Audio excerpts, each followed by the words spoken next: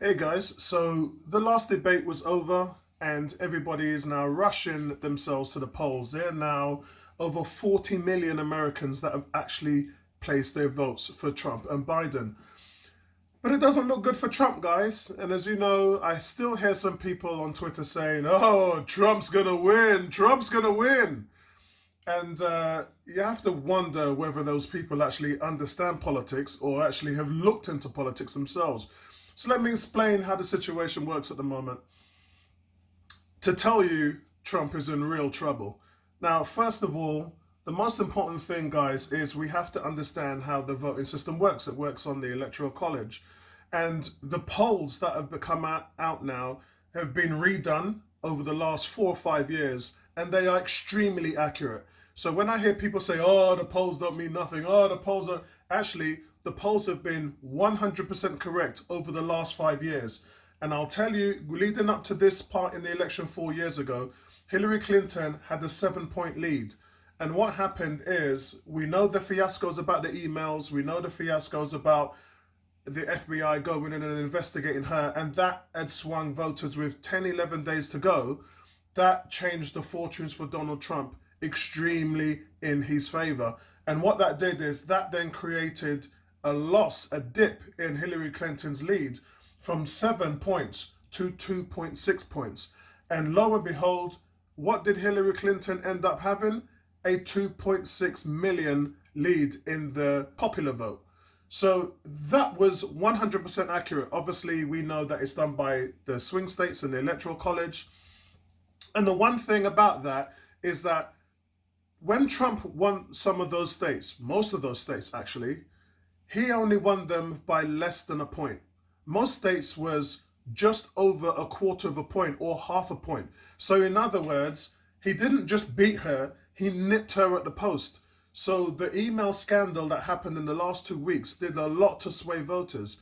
And that's the reason why Trump won the presidency. Remember, when he found out the news that he won, it shocked him. He was surprised because Hillary was heavily favored to win. How things are different now, guys, is Joe Biden has a double digit lead. It's about 9.6%. When you look at the lead that Hillary had of 2.6%, that's roughly nearly about 4 times larger than Hillary's lead leading up to this point.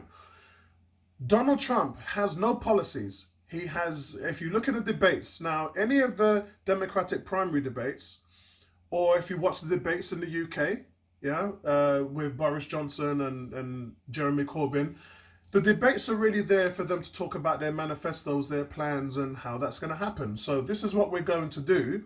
How are we going to pay for it? This is how we're going to pay for it by blah blah blah. And that's really what debates are all about. That's why you're led with all these questions about health, housing, education, etc., the economy, and the coronavirus. Obviously, we understand where that works.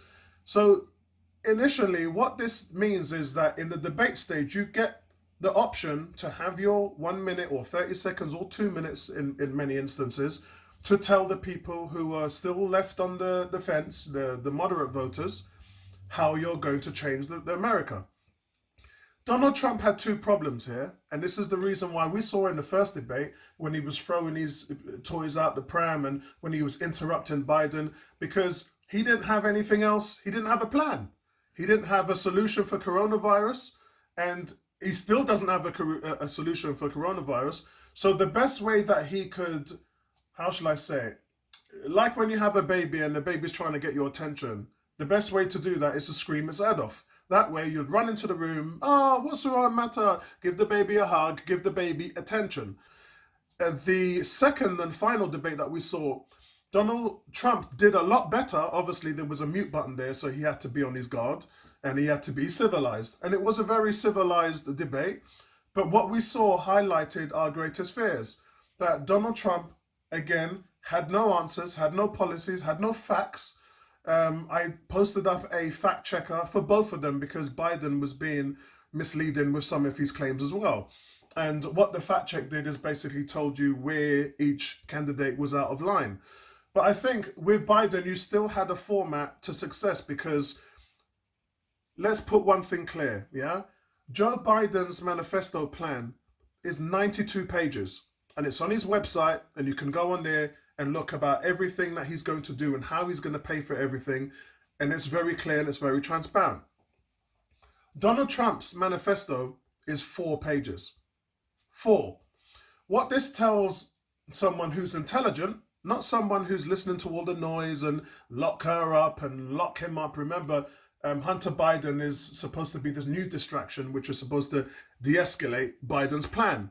But it's not working because nothing's true, nothing's tangible. Remember, all the fuss about Hillary's emails, nothing happened. 64,000 emails they went through, they found nothing. And not just that, but she's had no conviction, she's not been arrested. Up to this day, she's walking like a free woman. It's the same thing that you had with this Obamagate. Lindsey Graham talking about, oh, wait, just wait, watch this space, to all of his voters.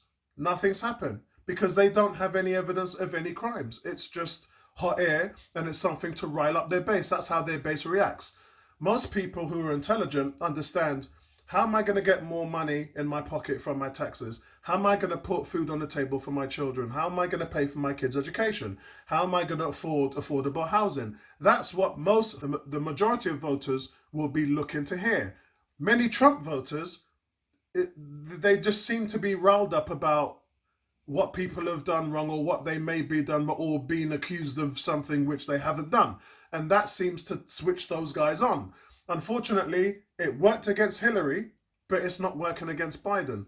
So where we are, guys, right at the moment now is, we talked about the swing states and we talked about where Joe Biden is really beating out Donald Trump. And that's because he's talking about how he's going to deal with everything in terms of what they need and taxes. He's going to tax the top 1% higher. And we talked about this, about rich NFL players and people with money and all that stuff, and has not said anything. That's because they understand that if Joe Biden gets in, they're going to have to pay more taxes. They're going to lose money. So they're not out openly talking about, backing Harris, backing Biden, because they know that they're going to lose money if Biden comes in. Where the sensible argument is, and I'm talking about people like Brandon Marshall on his website, big shout out to Tony Cox, thanks for that link, which is also up on my Facebook wall, you guys can see. Those are people that say, look, I was born in a poor neighborhood, I grew up with no money, and if I named you 25 of my friends, none of them are in the same financial position as I am. I played in the NFL, I got a big multi-million deal contract, and yet all the people that I grew up with are not in the same position as me. So you know what? If I'm making 80 million over 4 years over my contract, I don't mind paying an extra %, because I know that money's going to be filtered down to the working class. So that's where most people are looking at that divide. But this is where we are. And let's talk about the reasons why Biden's going to win this election now, bar anything ridiculous over the air, spiking voters to go the other way. Like, as I said, crazy theories and conspiracies about emails and Hunter Biden. The silly thing about the Hunter Biden is, you're saying he took advantage of your family name to make money, but that's what Trump's kids have been doing. So it's like, you're almost spouting things which your family's done and everybody in the world knows about it. And you've got all these secret bank accounts in Russia, all these bank accounts in China, and the monetary fact shows you've only paid $750. But I digress. Let's stay back on track. So the fact of the matter is, when we look at swing states, we're looking at places like Texas and Ohio, which Trump actually still has a lead in, yeah? But he's losing in 12 other commodities. So we're looking at Ohio, 1.2%, Georgia, 1.2%, Florida, 1.4%, Carolina, 2.7%, Michigan, 7.2%, Minnesota, 6.6%, Wisconsin, 6.2%, Nevada, 5.2%, sorry, Pennsylvania, 3.8%, and Arizona, 3.1%. Remember when I said to you that Trump narrowly won these by less than half a point or a quarter of a point? And that was because in the latter part of the stages, the Hillary emails swung these voters to that corner. That's not happening right now. Biden's lead is 4 times bigger than Hillary's, and unlike Hillary's, he's maintaining his lead. His lead has not dropped. The conspiracies that Trump has tried to throw on the moderate supporters isn't working and hasn't worked. And where we are right now, so many people have voted that it's too late to change your vote. So even if something drastically did come out, this false conspiracies came out, it's too late because over 40 million people have already voted. The votes are in. Yeah, they're seeing early votes in record numbers right now. So where we are at this moment, guys, the projected chance of Donald Trump winning the presidency is 12%. That's where we are today, with 9 days left to go. Biden's chances of winning the electoral vote to be the new president-elect is 88%. And even if you take into losing certain swing states, like if he loses Wisconsin or doesn't bag Florida, or a few other states, that only goes down to 70%. So it's still a hugely humongous number. Now, remember Hillary, I talked about the popular vote and where she was and 2.6 million. Biden is looking to outvote Trump in America by nearly 10 million votes. That, guys, is the reason why you've seen all this voter suppression over the last few months. And the Republicans have known this. This isn't something that just came up the other day. They have known that Trump has been disintegrating in the polls for months. And that's the reason why now all these Republican names have started to throw shade at Trump and distancing themselves from him. And again, why didn't they do this in the impeachment? Yeah, why didn't they do this earlier on before? The reason why they didn't do it is because they were clinging onto power. And the reason why they're calling out Trump now is because they're clinging onto power. They realize their electorate, their voters, don't like what they see from Trump. And if they are close to Trump in that instances, they will lose their vote. So the best way to save themselves, jump off a sinking ship, is to distance themselves away from Donald Trump. And that's why you're starting to see Republicans come out and say, Trump was wrong for doing this. He was wrong for the border wall treatments with the families. He was wrong for shutting down the government, which left 800,000 people unemployed, where they had to sell their cars and it'll do all this crazy stuff to pay the mortgage. All this stuff is coming out now. He was wrong about the treatment of coronavirus. Dr. Fauci told him months ago to do certain things and get ready, and he did nothing. In fact, many of his Republican friends went and put money on the stock market because they saw what was happening with the coronavirus in January. Yeah, they didn't react to it until March, but in January they knew. And what did they do? They went to the stock market and made millions because they monetarized it. They looked at coronavirus as a weapon, something to be weaponized to try and win more votes and earn more money. And all of these things is what's rubbed voters the wrong way. Now, a lot of people say Trump voters, they don't think about certain things and they only listen to him and read his tweets and don't look at the facts. But you have to remember, in voting elections, you have three voters. You have left, right, and moderate. And the moderate voters are kind of smart. The moderate voters are the ones that decide elections, not far left or far right. But the people in the middle, the ones that Joe Biden and Kamala Harris represent, Pete Buttigieg, and we can go on, yeah? Those are the people that are swinging towards the Democrats.